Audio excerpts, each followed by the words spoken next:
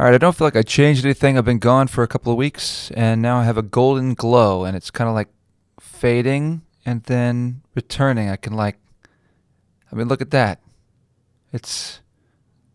I don't know what's happened, but that's kind of cool. I'm like, I'm a small god. I c-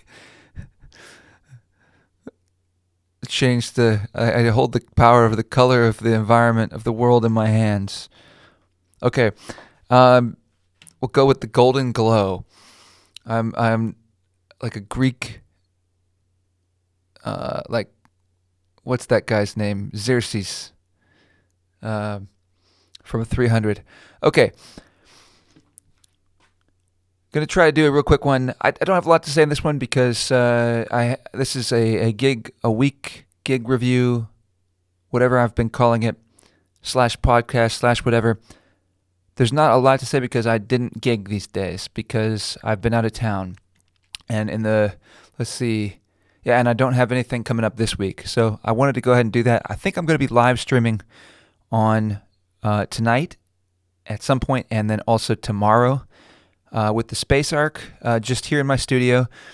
But in the time away, I've had a lot of time to kind of think and organize thoughts and figure out at least some sense of the direction that I'm going to be going, and of course it's going to adjust. And but I'm excited with overall the plan that I've got for myself. I got a lot on the table, and so I guess I'll just discuss those things. Nice. I prefer this color, but then that means I have to like scratch my cheek in order to keep this color. As soon as I go like this, I'm gold again. I'm golden. Maybe if I go further back. Okay. It's just the hand. It like focuses on the hand. There's some kind of AI. You see, guys, this is why we should not let AI get control, because these AI driving cars or whatever, they're going to do a good job until they don't, and then you're going to be freaking out in your car seat while you have no control over what's about to happen.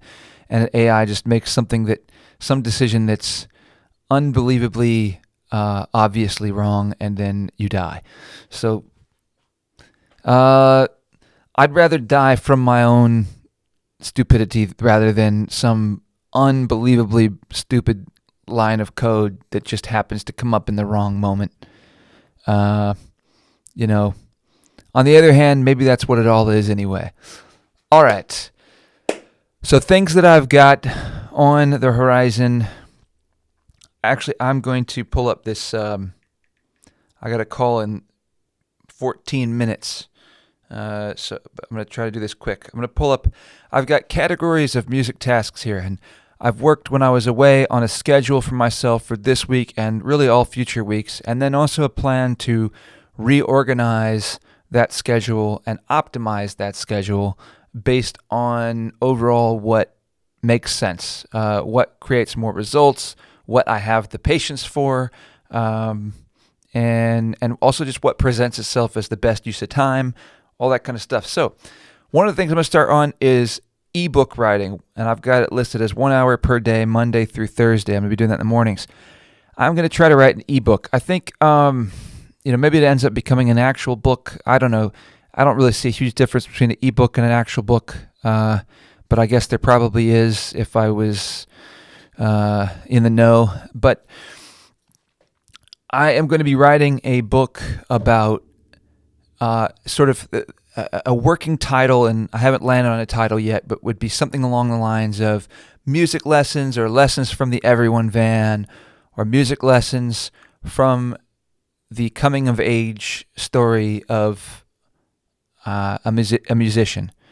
Or I want to try to make the title cover a little more ground, but stay about that length or shorter.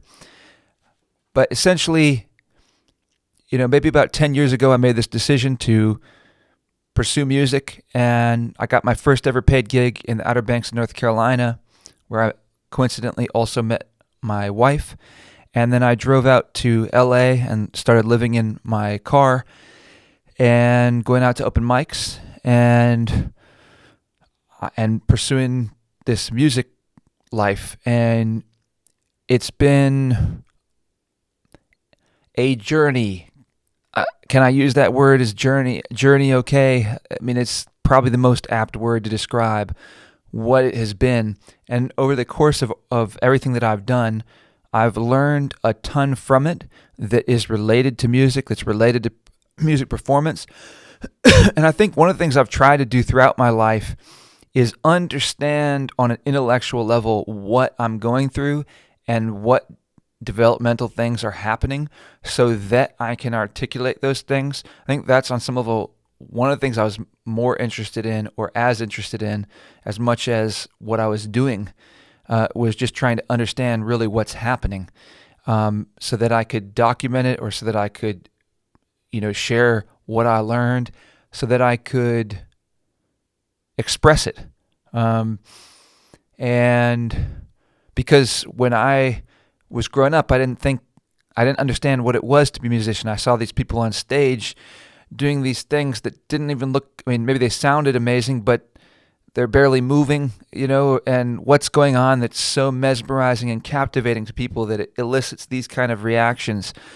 What are they doing? And really, and how do you, I didn't know that I could be a musician. It seems like a magical hero kind of thing that seems otherworldly.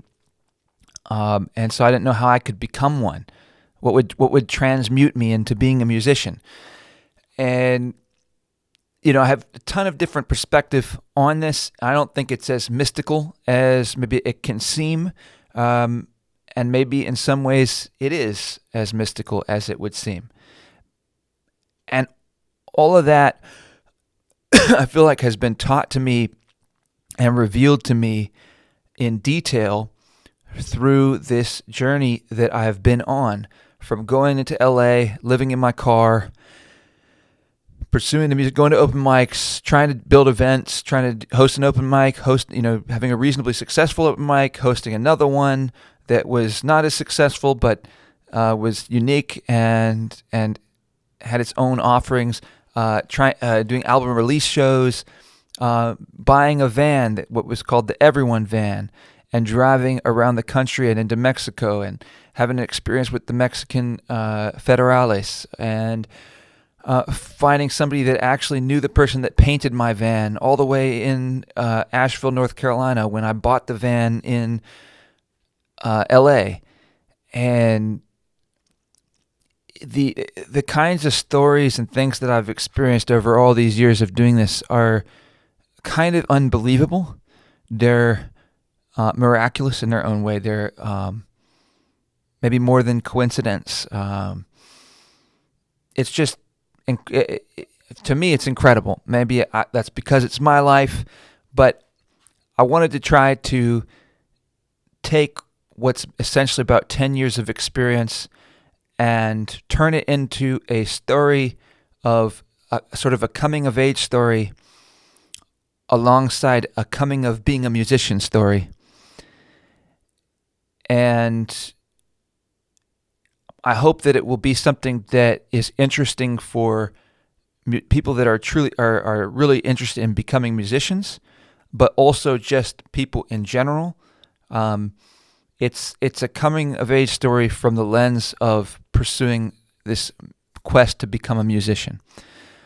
And so I think there's value in this for both just people in general, and then also specific lessons for musicians. But I think the application goes between the two. And so I'm excited to try to bring this story to life there, and so that's something I'm going to be working on in the mornings. And then I'm going to be batching 4 product reviews per month, so I'll release one of those per week. And then I'm trying to get on top of social media management, and honestly, that one I might just give up on, but I'm going to try to do something with that. But on some level, I think it might not be worth it.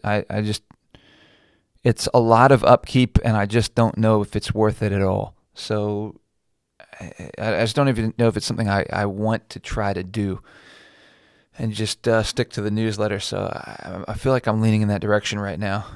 It's something I've been thinking a lot about and trying to think of a strategy. how I can take it on. But the reality is, it's just going to be so much upkeep.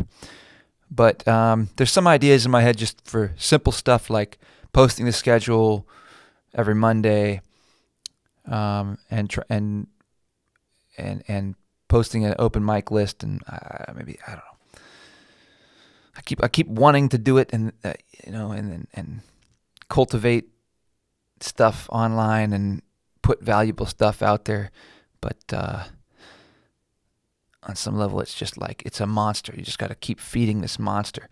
All right, so clerical tasks, organizing. Let's see, breaking down live streams into short content for Instagram, TikTok, Facebook, and Twitter. Now, that's something I think I can do. So one of the things going forward, I just got a wireless internet a cellular internet for my Space Arc one-man band machine. So I got what's called, I forgot, but it's a cellular internet plan. I already had a cellular router that was mounted on there, but this allows me to get unlimited 5G cellular internet, so I can live stream. I've checked the speeds. It should be good. So I'm going to live stream all my Space Art gigs anywhere I go, and then I'm going to edit those and post those into shorts that I'll post on basically all the platforms that do reels, and the best moments, I'll edit those into shorts and post them. But I guess for the purpose of this video, it's more to just express something that you can expect from me is more live streams in action, like in live gigging environments.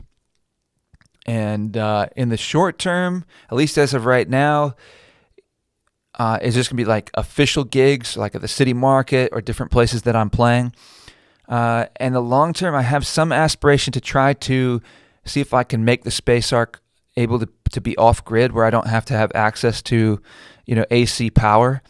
Because what I'd like to do is to go to like a basketball court and set up and play for just people playing pickup basketball, or different environments where you might not typically see live music, and engage with people that might otherwise not go to see live music be performed, or that otherwise would not cross paths with me. And that I bring what I'm doing to environments that it typically wouldn't reach, and then showcase that through the Space Arc and the live streaming. I think pickup basketball environments would actually be really cool. I'm a huge basketball fan. I think I could connect with pickup basketball culture really well.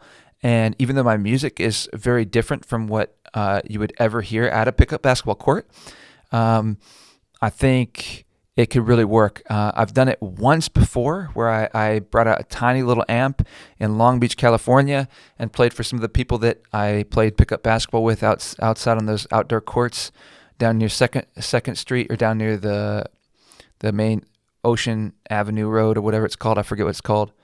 But the batteries that it would take to power all of that are very expensive, so it's not something I can do right now. But if I can achieve some kind of success with what I'm doing, where I could financially support that, that would be a long-term goal of what I'm wanting to try to accomplish. All right, so educational content for Singer-Songwriter 101, and I got to go in like 3 minutes here. I want to do coaching, and one of the things, I just got off a call earlier this morning with somebody from a broadcasting software. I won this like 30-minute consultation, and was talking about Singer-Songwriter 101 coaching. One of the things I want to do is be more involved with teaching people how to be performers, how to be music performers or artists, how to be artists really more specifically. But that's why I call it Singer-Songwriter 101, because I don't really want to teach people how to play guitar. I don't really want to teach people how to sing. I could teach people to some extent how to write songs, but it's more I want to teach people how to be performing artists, and how to utilize what's available to us locally as outlets to go perform, as opportunities to access audiences of, even if they're small, even if there's certain expectations that are associated with what you are expected to do and what you're expected to deliver, that how you can use those opportunities and the frameworks that you're expected to deliver, like cover songs, to actually express your message and actually get across the deeper things that you want to get across. You use these frameworks, you use these rules, but you still get the heart of what you want to say out there. and it may be something that even is delivered on a subconscious level, and it's not effective for maybe doing in some kind of explicit way, getting these explicit results that you want, but nevertheless you can still have impact. And so some of that, and there's all these mental kind of roadblocks along the way that I feel like are things that I can help with, and that I've been through, and I think I can understand it and help just ease people's minds so that they don't get down about these particular things and understand these are just things that you got to work through, and they maybe don't even have to do with you. And it's just part of the path forward. And but sometimes if you don't understand them properly, you can get really down and think that you're just not good enough, or think these things that can really diminish or stop you from succeeding, from moving forward, that can stop your progress, or maybe even get you to quit. When if you understood these things differently, in a more, if you had somebody to help support you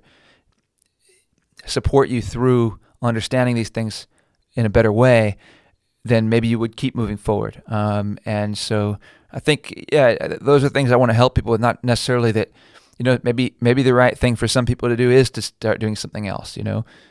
If that's what you want to do, you've gotten what you want out of this experience, and then you think it's time to do something else, that's totally fine. But if you're letting something that you've misunderstood discourage you, then that's part of where I feel like I could come and offer some enlightenment that could help. And that's something I want to do. So Singer-Songwriter 101, I'm looking at offering programs like a 12-week program, but also just one-on-one coaching or group coaching, and looking for people that are looking for that you think that would be helpful. And in the short term, isn't something I'm looking to make a significant amount of money from. I think for one, maybe a certain segment of the people that are looking for something like this don't have a lot of spare money to offer. I'm sure that there are others that are pursuing this as some kind of hobby, that they would really like this and they've got other source of income, and there is a budget for this. But in the short term, I'm more looking for the right people that could benefit from this and give me the opportunity also to just grow, because this is new to me. So I'm going to make mistakes. I've got value to offer. It'll take me some time to kind of develop my skill at offering it. But I think right out the gate, I will have value to offer that's worth something. I want to charge something that makes sense. And so overall, I like to err on the side of not of underselling myself, so that I make sure I provide a value that people are not unhappy with. That's my general approach in things. So, all right. Booking work, tweaking the space arc, booking work, 1 hour Monday through Wednesday, live streaming Tuesday through Saturday, unless gigging. It's a goal of mine to be live streaming 5 days a week. So if I'm not gigging, then Tuesday through Saturday, I will still be live streaming out of my studio.